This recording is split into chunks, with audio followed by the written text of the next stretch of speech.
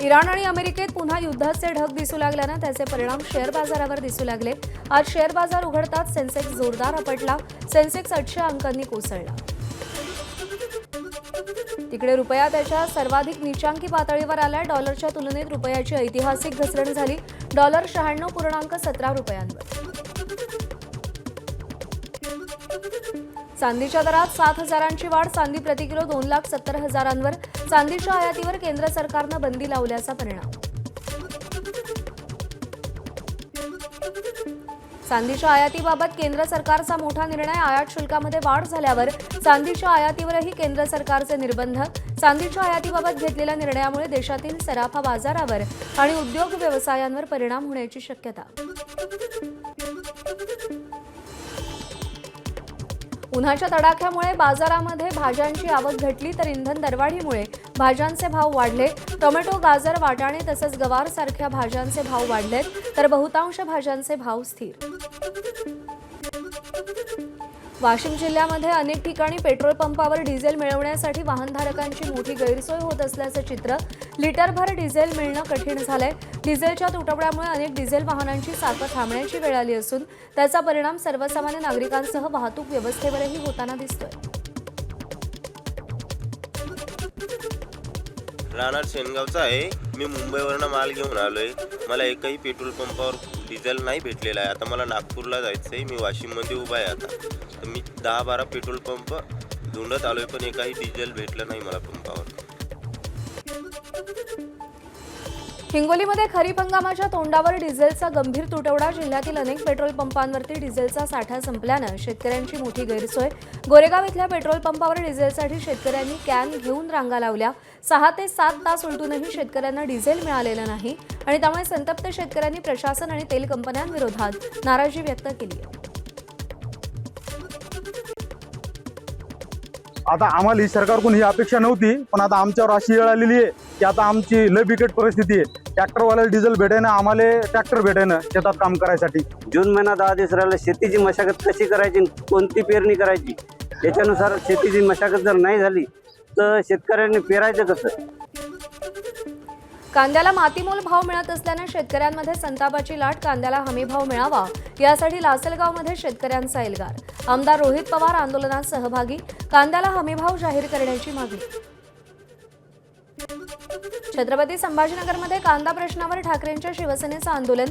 वैजापूरजवळ समृद्धी महामार्गावर आंदोलन। अंबादास दानवेंच्या नेतृत्वात ठाकरेंच्या शिवसेनेनं आंदोलन पुकारलंय। चाळीसगावमध्ये कांद्याच्या दरात मोठी घसरण। कांद्याला 300 ते 800 रुपयांपर्यंतच बाजारभाव।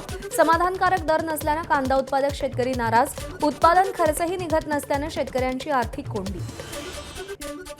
वाढत्या तापमानाचा कांद्यावर परिणाम। हमीभाव मिळेल या हेतूनं साठवून ठेवलेला कांदा सडू लागला। कांदा उत्पादक शेतकऱ्यांच्या चिंतेत वाढ। कांदा लागवडीसाठी केलेला खर्च निघत नसल्याची प्रतिक्रिया। भाव नसल्या कारणाने आम्ही कांदा चाळीत भरून ठेवलेला आहे आणि तो चाळीत भरला कांदाला उन्हामुळे त्याला सड लागलेली आहे। तर त्याला आम्ही निवडून चांगला कांदा काढून आम्ही मार्केटमध्ये घेऊन जायचा प्रयत्न करतात, पण मार्केटमध्ये देखील त्याला भाव मिळत नसल्याने तर आमची म्हणजे गोची होते। म्हणून शासनाने याकडे लक्ष देऊन त्याला योग्य तो भाव देण्यात करावे व अशी आमची शेतकऱ्यांची मागणी आहे। नीट पेपरफुटी प्रकरणात आणखी एक नवीन खुलासा। आरसीसी कोचिंग क्लासेसचे संचालक शिवराज मोटेगावकर सीबीआयच्या ताब्यात। कोचिंग क्लासेसच्या प्रश्नपत्रिकेतील प्रश्न मूळ प्रश्नपत्रिकेशी मिळते जुळते असल्याचे समोर। कोचिंग क्लासेसच्या मालकाचे आरोपी कुलकर्णीसोबतही संबंध। लातूर पुण्यातल्या चौकशीनंतर मोटेगावकर सीबीआयच्या ताब्यात। नीट पेपरफुटी प्रकरणाचे अपडेट्स माझ्या हाती। श्रीमंत आणि अभ्यासात कमी हुशार असणारे विद्यार्थी आरोपी शुभम खैरनारचे टार्गेट। सीबीआयच्या तपासातून धक्कादायक माहिती समोर। श्रीमंत लोकांसोबत आरोपी शुभम खैरनारची लाखो रुपयांची डील्स। नीट पेपरफुटी प्रकरणामध्ये लातूरमधील अनेक नामांकित डॉक्टर सीबीआयच्या रडारवर। सीबीआयच्या पथकाकडून डॉक्टरांची चौकशी सुरू। मोठी रक्कम देऊन पेपर खरेदी आणि विक्री केल्याचा सीबीआयला संशय। सीबीआयनं अनेक संशयितांना चौकशीसाठी पुण्यात बोलवलं। सीबीआयचं पथक 4थ्या दिवशीही लातूरमध्ये। नीट परीक्षेचा पेपर फुटल्यामुळे महाराष्ट्रामध्ये अनेक ठिकाणी धडक कारवाई। सीबीआयकडून छापा टाकत अनेक जणांना अटक। गोपनीय कागदपत्र आणि अहवाल एबीपी माझाच्या हाती। अटकेपूर्वी खरातचा परदेशात पलायनाचा कट होता. सूत्रांची माहिती, खरातनं अटकेपूर्वी बनावट खात्यातून संशयास्पद व्यवहार केले. 3 महिन्यात बेनामी खात्यातून 52 कोटी काढण्याचा कट असल्याची माहिती. भोंदू अशोक खरातचा आज ईडी ताबा घेणार असल्याची सूत्रांची माहिती. सिन्नर कोर्टातल्या आजच्या सुनावणीमध्ये ईडी ताब्याचा फैसला होणार. खरातच्या बेनामी संपत्ती मनी लॉन्ड्रिंग प्रकरणाचा ईडीकडून स्वतंत्र तपास. भोंदू अशोक खरात आणि नामकरण आवारेची पोलीस कोठडी आज संपणार. खरात आणि नामकरण आवारेला सिन्नर न्यायालयात हजर करणार. खरात आणि आवारेनं जगदंबा पतसंस्थेच्या माध्यमातून मोठा गैरव्यवहार केल्याचा आरोप. भंडारामध्ये देशी कट्टा आणि जिवंत काडतुसासह एकाला अटक. आरोपीवर विविध पोलीस ठाण्यात अट्टल गुन्ह्यांची नोंद. किल्ले रायगडावर 50 पेक्षा जास्त दारूच्या बाटल्यांचा खच. शिवप्रेमींकडून संताप व्यक्त. घटनेचा निषेध. प्लास्टिक कचरा तसंच अस्वच्छता आढळून आल्यानं शिवभक्तांकडून नाराजी व्यक्त. गडावर सुरक्षा व्यवस्था आणि नियंत्रण यंत्रणा अपुरी पडत असल्याची खंत.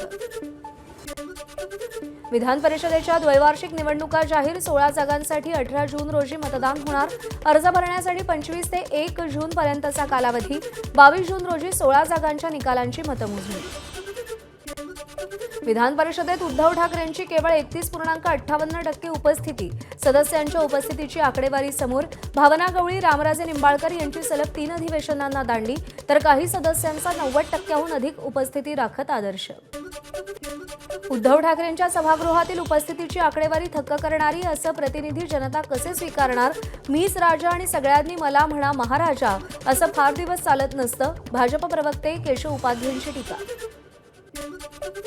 शिवसेना खासदार श्रीकांत शिंदे आज नाशिक दौऱ्यावर. इगतपुरी, देवळाली, कळवण आणि दिंडोरी विधानसभा मतदारसंघातील पक्ष संघटनेचा आढावा घेणार. आगामी जिल्हा परिषद, पंचायत समिती निवडणुकीच्या पार्श्वभूमीवर श्रीकांत शिंदेंकडून पक्षाची मोर्चे बांधणी सुरू. 21 आणि 22 मे रोजी पुन्हा मालेगाव, धुळे भागातील आढावा बैठक घेणार. राष्ट्रवादीत निवडणूक आयोगाला पाठवण्यात आलेल्या पत्रांवरून गोंधळाचं वातावरण. सुनेत्रा पवार यांच्या 2 महिन्यात बदललेल्या भूमिकेवरून उलटसुलट चर्चा. पटेल, तटकरे आगामी काळात पक्षासोबत नसतील तर पक्षाचं भवितव्य एकंदर कठीण असल्याची चर्चा. मुंबई गोवा महामार्गाचं काम पूर्ण झाल्याशिवाय टोल वसुली करणं चुकीचं. रोजगार हमी आणि फलोत्पादन मंत्री भरत गोगावलेंची मागणी. रस्त्याचं काम 100% पूर्ण झाल्याशिवाय टोल आकारणी करू नये, हे शासनाचं धोरण असल्याचं वक्तव्य. सोलापूरच्या दक्षिण सोलापूर तालुक्यातील मंद्रुपमध्ये शेततळ्यात बुडून 2 अल्पवयीन मुलांचा मृत्यू. समर्थ चव्हाण आणि ओंकार चव्हाण असं मृत मुलांची नावं. पोहण्यासाठी गेले असता ही घटना घडली. गोंदिया जिल्ह्यात वादळी वाऱ्यासह आलेल्या अवकाळी पावसानं धान पिकाचं मोठं नुकसान केलं. कापणीला आलेल्या धान पिकाला अवकाळी पावसाचा जबर फटका. शेतकऱ्यांनी शासनाकडे नुकसान भरपाई देण्याची मागणी. शेतकऱ्यांच्या तोंडाशी आलेला घास हिरावला गेला. 100 मिलीमीटर पाऊस पडल्याशिवाय पेरणी करू नका. कृषी विभागाचं शेतकऱ्यांना आवाहन. कमी पाण्यावर तयार होणाऱ्या हळव्या भाताच्या वाणांच्या पेरणीसाठी निवड करावी. कृषी विभागाचा सल्ला. एसआरटी पद्धतीनं भात लागवड, टोकन पद्धतीनं लागवड करून ठिबक आणि तुषार सिंचन पद्धतीचा अवलंब करण्यावर भर देण्याचं आवाहन. खरीप हंगामासाठी नागपूर विभागात 18,95,000 हेक्टर क्षेत्रावर पेरणीचं नियोजन. भात, कापूस, सोयाबीन, तूर पिकासोबत तेलबिया पिकाला प्रोत्साहन देण्याच्या विभागीय आयुक्तांच्या सूचना. तर शेतकऱ्यांना वेळेवर बियाणं, खतं आणि पीक कर्ज उपलब्ध व्हावं यासाठी नियोजन करण्याच्या सूचना. राज्यातील तब्बल 70 लाख शेतकऱ्यांच्या हाती 7/12 ई-पीक पाहणी मोबाईल ॲपचा वापर वाढला. मागच्या एका हंगामात 72,45,000हून अधिक शेतकऱ्यांनी स्वतः पिकाची नोंद केली. नाशिक विभाग आघाडीवर. कोकणात 3 दिवस पावसाचा येलो अलर्ट. मुंबईमध्ये दमट हवामानामुळे उकाडा वाढणार. हवामान खात्याचा येलो अलर्ट. आंबा उत्पादक चिंतेत. पालघरच्या डहाणू तालुक्यातील पाणी टंचाईचं भीषण वास्तव समोर. सायवनच्या भावरपाडा आणि परिसरातील भीषण पाणी टंचाई. कोरड्या ओढ्यात खड्डा खोदून तहान भागवण्याची वेळ. हजारो कोटींच्या पाणीपुरवठा योजनेचा बोजवारा. प्रशासन पाणी प्रश्न कधी सोडवणार? नागरिकांचा सवाल. हिंगोली जिल्ह्यातील खंडाळा गावावर भीषण पाणी टंचाईचे संकट. मे महिन्यात वाढलेल्या उष्णतेमुळे गावातील विहिरी, बोरवेल आणि जलसाठ्यांनी तळ गाठला. ग्रामस्थांची पिण्याच्या पाण्यासाठी अक्षरशः जीवघेणी कसरत. रायगडमध्ये जिल्ह्यात 60 टँकरनं 62 गावं आणि 220 वाड्यांना पाणी पुरवठा. टंचाईग्रस्त गावांच्या संख्येत कमालीची वाढ. प्रशासनावर टँकर वाढवण्याची वेळ. यावर्षी आतापर्यंत 1 लाखाहून अधिक नागरिकांना पाणी टंचाईची झळ. पुण्याच्या जुन्नरमध्ये मांडवे गावात पिण्याच्या पाण्याचा गंभीर प्रश्न. गावातील नैसर्गिक पाण्याचे स्रोत आटले तर सुमारे 2 ते 2.5 हजार लोकसंख्या असणाऱ्या मांडवे गावाला 3 ते 4 दिवसातून टँकरनं पाणी पुरवठा. धाराशिव, लातूर, बीड या 3 जिल्ह्यांसाठी वरदान ठरलेली मांजरा नदी वाढत्या तापमानामुळे कोरडी. गेल्या वर्षी अतिवृष्टीमुळे मांजरा नदीला 4 वेळा महापूर. वाढत्या उन्हाच्या तीव्रतेनं प्रकल्पातील पाणीसाठ्यात झपाट्यानं घट. विदर्भाला दुष्काळमुक्त करण्यासाठी आमिर खान पुन्हा मैदानात. नागपुरातील जलक्रांती परिषदेत हजेरी लावणार. पूर्ती सिंचन समृद्धी कल्याणकारी संस्थेतर्फे पाणी परिषद. नागपूरच्या भट सभागृहामध्ये पाणी परिषदेचं आयोजन. वर्ध्यामध्ये वाढत्या तापमानामुळे नागरिक त्रस्त. सलग 2 दिवस 46 अंश सेल्सिअस तापमानाची नोंद, तर रुग्णालयात उष्माघाताच्या रुग्णांमध्येही वाढ. नवी मुंबईमध्ये CIDCO Africa Bharat business centre उभारणार. मुख्यमंत्र्यांच्या उपस्थितीत करार झाला. खारघरच्या आंतरराष्ट्रीय कॉर्पोरेट पार्कमध्ये 20 एकर जागा राखीव. सेंटर उभारण्यासाठी सिडको आणि आफ्रिका इंडियन इकॉनॉमिक फाउंडेशन यांच्यामध्ये स्पेशल पर्पज व्हेकल कंपनी स्थापन करण्यासाठी करार. बीएड, एमएडसाठी यापुढे एकच सीईटी परीक्षांची संख्या कमी करण्यावर भर. सीईटीचे आयुक्त दिलीप सरदेसाई यांची माहिती. 2027-28 या शैक्षणिक वर्षापासून निर्णय लागू होणार. अंगणवाडी सेविकांना पर्यवेक्षक पदासाठी बंधनकारक असलेली वयोमर्यादा रद्द. 45 वर्षांची कमाल मर्यादा नागपूर खंडपीठाकडून रद्द. अनुभवी सेविकांना डावललं जात असल्याचं नागपूर खंडपीठाचं निरीक्षण. रस्त्यांची कामं 31 मेपर्यंत पूर्ण करा. मुंबई पालिका आयुक्त अश्विनी भिडे यांचे निर्देश. रस्त्यांची कामं तुकड्यांमध्ये न करता संपूर्ण रस्ता दर्जेदार पद्धतीनं पूर्ण करावा, अश्विनी भिडेंच्या सूचना. मुंबई शहर आणि पूर्व उपनगराला जोडणाऱ्या शिव उड्डाणपुलाचं काम अंतिम टप्प्यात. पुलाची सगळी कामं 15 जुलैपर्यंत पूर्ण करण्याचं मुंबई महापालिकेचं नियोजन. 15 ऑगस्टपासून उड्डाणपूल वाहतुकीसाठी खुला होणार. अलिबाग ते गेटवे ऑफ इंडिया प्रवासी जलवाहतूक 26 मेपासून बंद राहणार. पावसाळी कालावधीसाठी 31 ऑगस्टपर्यंत ही वाहतूक बंद राहणार. तर मांडवा ते भाऊसा धक्का दरम्यान चालणारी रोरो सेवा सुरू राहणार. कोल्हापुरात जावयासाठी 1.5 किलो चांदीची कोल्हापुरी चप्पल बनवली. कोल्हापुरातल्या काही भागात अधिक महिन्यात जावयाला चांदीचे दागिने देण्याची परंपरा. 1.5 किलो चांदीच्या चप्पलेची किंमत 4 लाख रुपये.